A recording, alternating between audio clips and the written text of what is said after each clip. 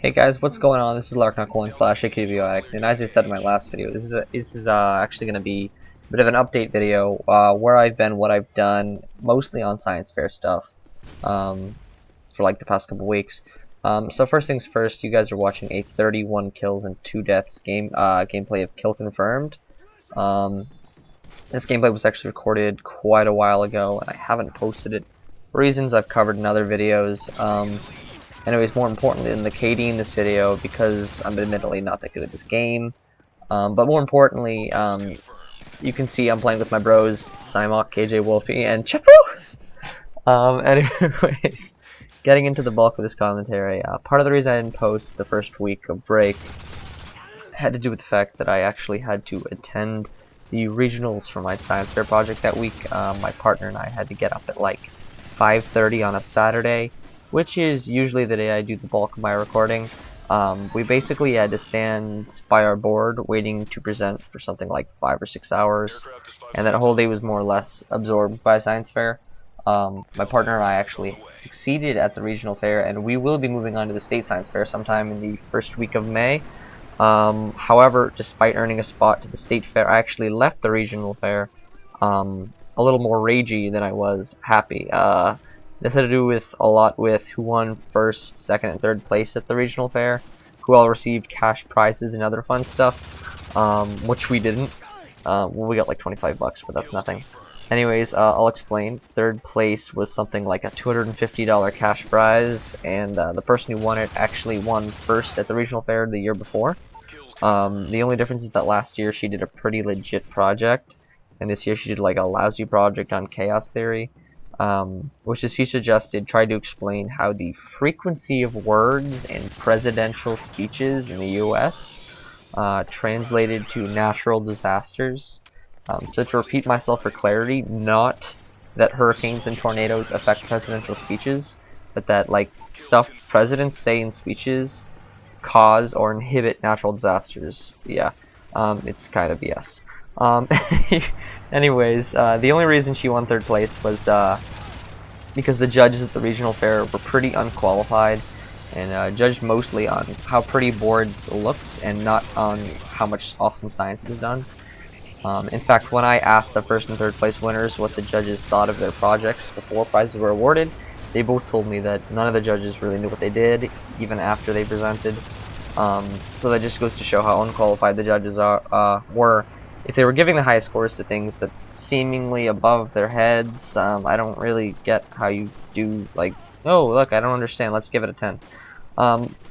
You know, but are in fact just poorly explained. Anyway, second place was a legit project, so, you know, I can't complain. But first place made me want to stab an infant with a carrot, to put it nicely. Okay, so let me just give you guys some background or context on the first place prize winner. So every year at the school science fair, which is one level below the regional fair, you have to win at the school science fair to go to the regional. There's this type of project that probably, you know, like 8 or 9 groups always do, because it's incredibly easy to do and makes you look really intelligent. It's done so often that it's generally regarded like a cookie cutter project, something you could do in like a week with minimal work.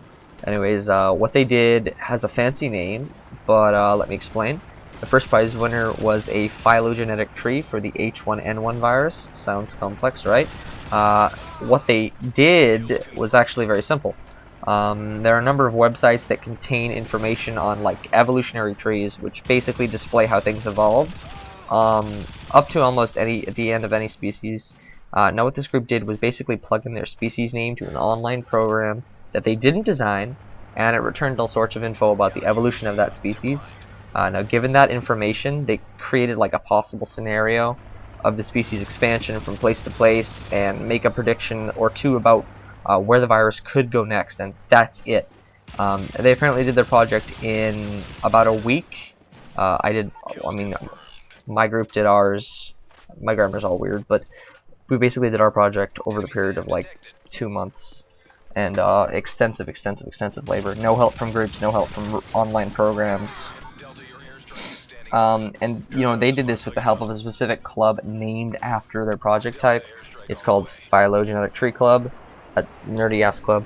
So for their efforts, they actually earned $500 at the regional fair and will be advancing to international science fair to be judged by scientists with like PhDs and stuff. The problem isn't that this group of 2 people did a philo project, which is the shorthand name for phylogenetic tree, but that the judges at the regional fair were really so unqualified as to give such an uncreative project a 10 out of 10 for creativity, which I'm sure they got because they got first place. And that was one of the grading things that you had to mark up on when you're grading, like how creative they were. And all 3 of the judges probably went, "Oh, 10 out of 10, I've never seen this before." Well, newsflash, I've seen about 10 of them this year. You know, even if you guys have no clue what I'm saying up to this point, this project is totally unoriginal, and I don't know how it got a 10 out of 10. My partner and I beat down at least 5 or 6 philo projects when we advanced to the regionals from the school fair. Apparently this group went on to the regionals and impressed stupid regional fair judges. Anyways, that's pretty much it for my ranting about the science fair. After science fair, I can't say I've had much excuse for not posting videos, other than perhaps the confidence problems I explained in my last video. What I can say is that one of my brony friends wanted me to start playing Team Fortress 2 with him, which honestly, it's not really my style of game, but I gave it a shot. What TF2 did remind me of, though, is a game I used to play like 4 years ago, which I could never really run properly on my old PC, so I bought 2 copies of this game that I used to play, Enemy Territory Quake Wars, from Amazon, and decided to start playing it again. After a few hours of fumbling with online settings, I managed to get my copy running online, and for a while I thought about making videos for it, but you know how it is. This game is from like 2007. Nobody wants to see commentary with some old PC shooter gameplay. Anyways, that's pretty much what I've been doing. Last weekend I played copious quantities of Civilization 5, most of it in private games. Thanks for listening, guys. If you enjoyed this, make sure to subscribe. Show me some love, darling. Comment if you want to comment. Like it if you liked it. See you guys later. On peace. Peace posh all over the floor.